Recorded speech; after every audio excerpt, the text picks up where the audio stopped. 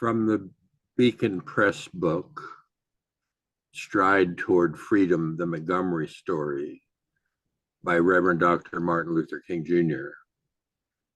It's a memoir, copyrighted 1958. Our three readings this morning come from this book. King wrote, "While the nature of this account causes me to make frequent use of the pronoun I, in every important part of this story, it should be we. This is not a drama with only one actor. More precisely, it is the chronicle of 50,000 Negroes who took to heart the principles of nonviolence, who learned to fight for their rights with the weapon of love, and who, in the process, acquired a new estimate of their own human worth.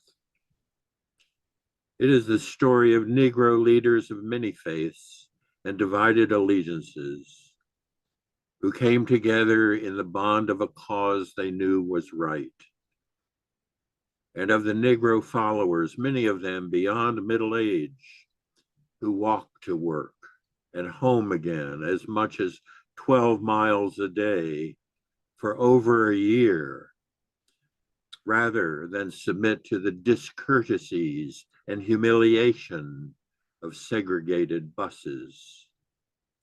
The majority of the Negroes who took part in the year-long boycott of Montgomery's buses were poor and untutored, but they understood the essence of the Montgomery movement. One elderly woman summed it up for the rest.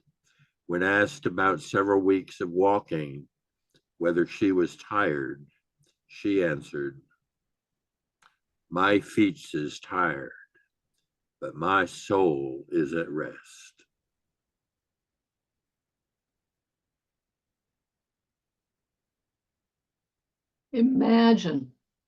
Just imagine for a moment the terrorism that comes from being told you can't sit where you want on the bus or you'll be arrested.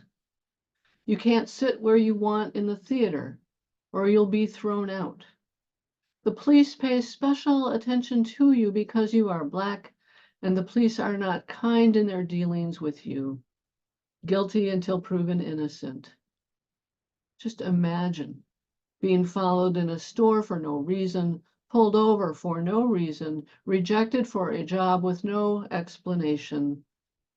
It is a kind of terrorism, in my opinion. It is far more than a discourtesy or a humiliation. Rosa Parks was terrorized in Montgomery, and she did something because she had had enough. Rosa Parks grew up in segregated Alabama and attended segregated schools. Her terrorized father slept in a chair with a shotgun because the Klan was all around them. She moved to Montgomery to attend a better school that had white teachers from the North. Whites from Montgomery set the school on fire a few times, and it closed after about 4 years. When she became an adult, Parks got active in the NAACP and served as its secretary. She was one of the few women in the organization. When she worked for the integrated military, she had to take a segregated bus home.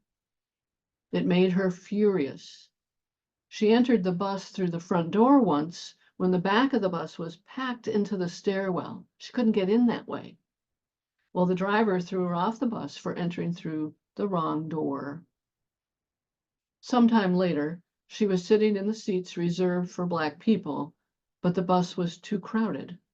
The driver ordered 4 Black people to give up their seats to whites. Parks refused.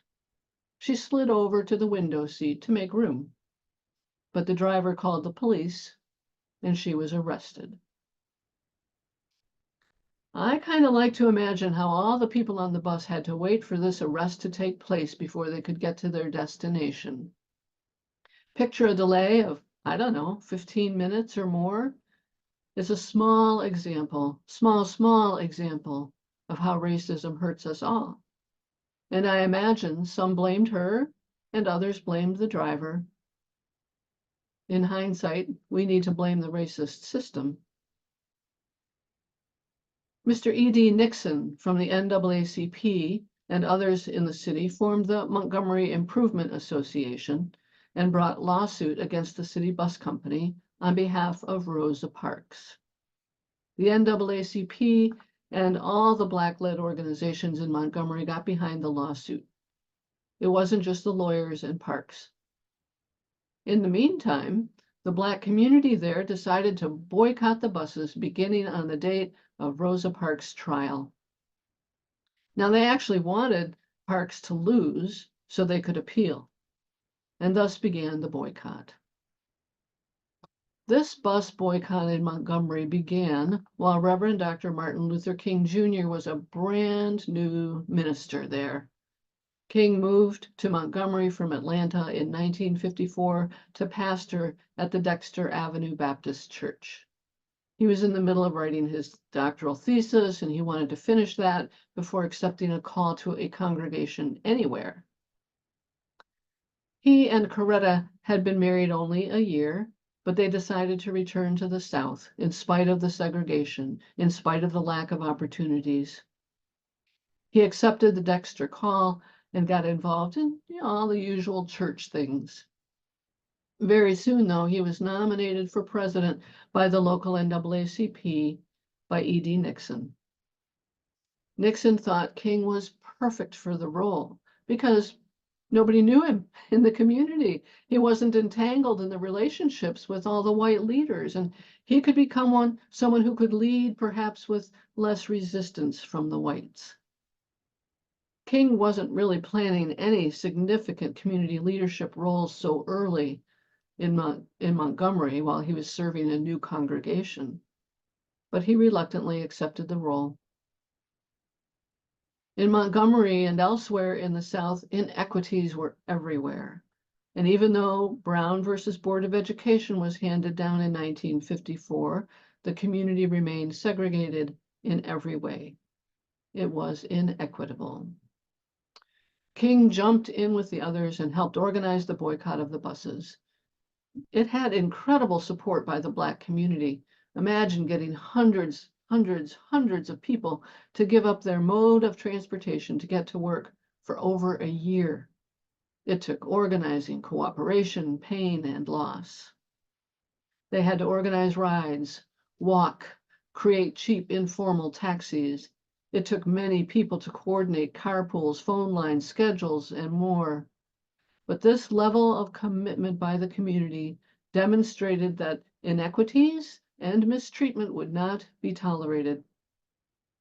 This boycott lasted 381 days. In the meantime, the lawsuit was making its way through the courts.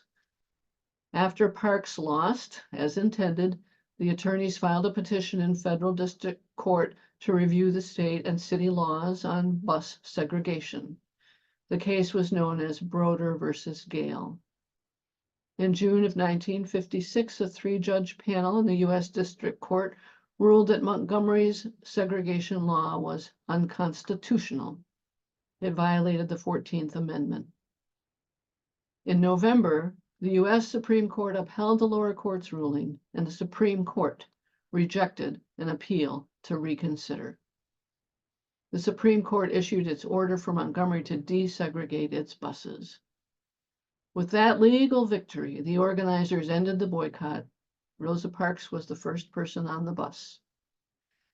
At a later rally in New York City's Madison Square Garden, E.D. Nixon talked about the symbolism of the boycott to an audience of supporters.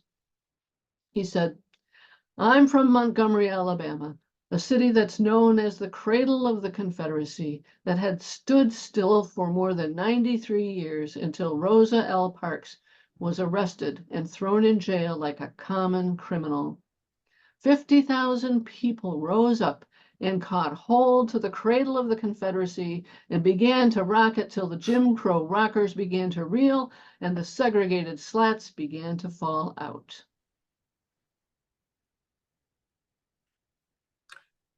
Again, from Stride Toward Freedom, King wrote, I came to see that what we were really doing was withdrawing our cooperation from an evil system rather than merely withdrawing our economic support from the bus company. The bus company, being an external expression of the system, would naturally suffer, but the basic aim was to refuse to cooperate with evil. At this point, I began to think about Thoreau's essay, Civil Disobedience. I remember how, as a college student, I had been moved when I first read this work. I became convinced that what we were preparing to do in Montgomery was related to what Thoreau had expressed. We were simply saying to the white community, we can no longer lend our cooperation to an evil system. Something began to say to me, he who passively accepts evil is as much involved in it as he who helps to perpetuate it. He who accepts evil without protesting against it is really cooperating with it.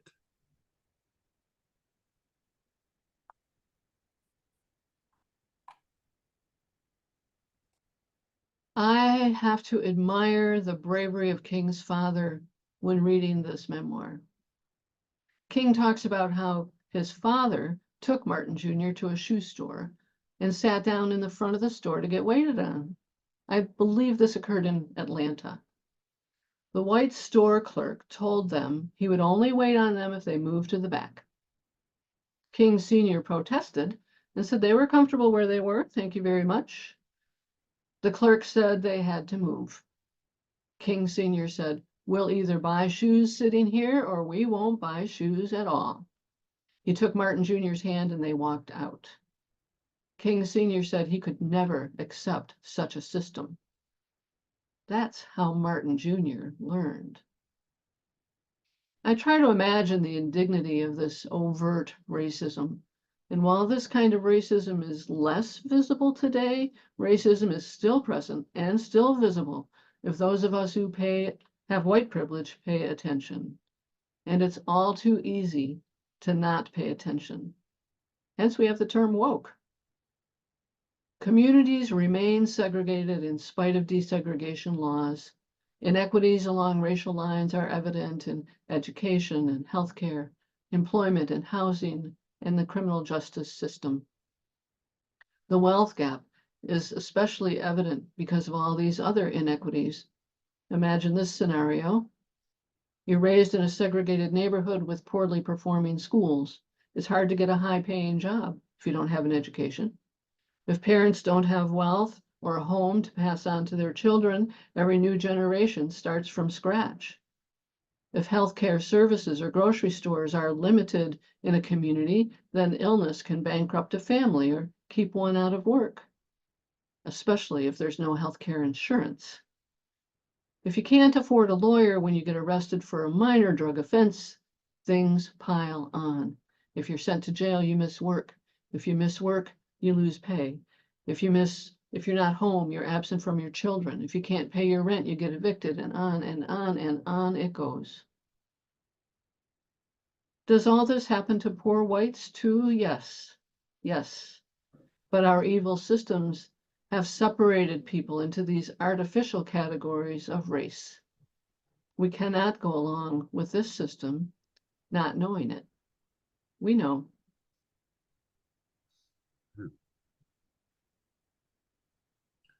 And finally, this segment from Stride Toward Freedom.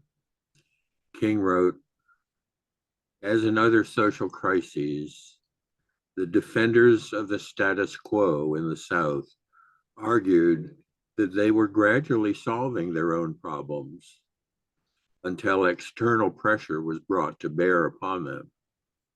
The familiar complaint in the South today is that the Supreme Court's decision on education has set us back a generation in race relations, that people of different races who had long lived at peace have now been turned against one another.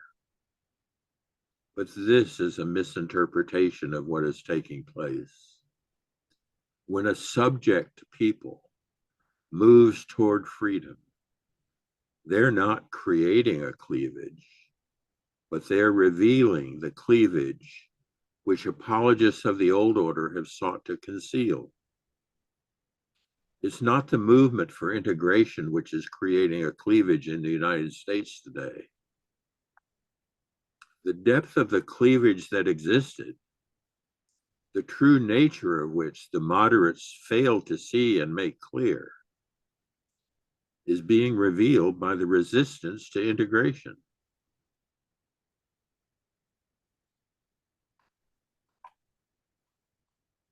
And so, my friends, tomorrow is the day the nation celebrates the birthday of Reverend Dr. Martin Luther King Jr. King's birthday is actually January 15th. It's just the way we make holidays fall to create a long weekend for people that we're celebrating it on the 20th this year. It's also Inauguration Day. Donald Trump, who spews racial hatred and division, eschews the idea of equity in favor of an oligarchy. He will be inaugurated as our 47th president. My heart sinks when I think about how far we came and how quickly any gains we made could be eroded. But I believe that our nation will not give up its freedoms quite so easily. Just as we saw movements rise up in response to the murder of George Floyd, we are now seeing police convicted for murder in ways that would never have happened before. Just as we see women's rights erode after the Supreme Court struck down abortion rights, state after state is legalizing reproductive choice. Just as we saw affirmative action struck down, we know universities are finding creative ways to maintain a diverse student body. In an article from Inside Higher Education by Liam Knox, diversity has declined more than improved, but it has not declined across the board. Knox writes about Brian Cook, the director of higher education policy at the Urban Institute, who has been tracking the enrollment effects of the affirmative action ruling closely. He cautions against drawing too broad a conclusion from the small set of schools that have reported their data so far, noting that a national picture will take some time to emerge. There are ways to increase diversity in this era. Duke University announced an ambitious new financial aid program and recruitment initiative for low-income students from the Carolinas. And the University of Virginia did the same for state residents. Universities are investing in expanded financial aid programs, snagging people of color in the process. And this is how resistance works. We know what we value. We know what we care about. Equity in education is certainly one way. Much later, after Montgomery, Dr. King wrote the letter from the Birmingham jail. He told us the problem of ongoing racism in the country was not the Klan, but the white moderate choosing to ignore the inequities around us. Frankly, I'm worried about the Klan too. But in the coming years, we will be called on to circle around the vulnerable and protect them from the Klan. For us in Petoskey, it may be a matter of where we put our money, but it is also how we keep watch. Pay attention to what is going on around us and notice where policies are starting to go awry. Let us not cooperate with an evil system. We may not be able to squash an oligarchy in its tracks, but we sure can point out how it harms us all, and especially people already marginalized by centuries of discrimination. I know we have it in us, after all. Don't we all want freedom? As we enter these next years, it will be important for us to keep our minds stayed on freedom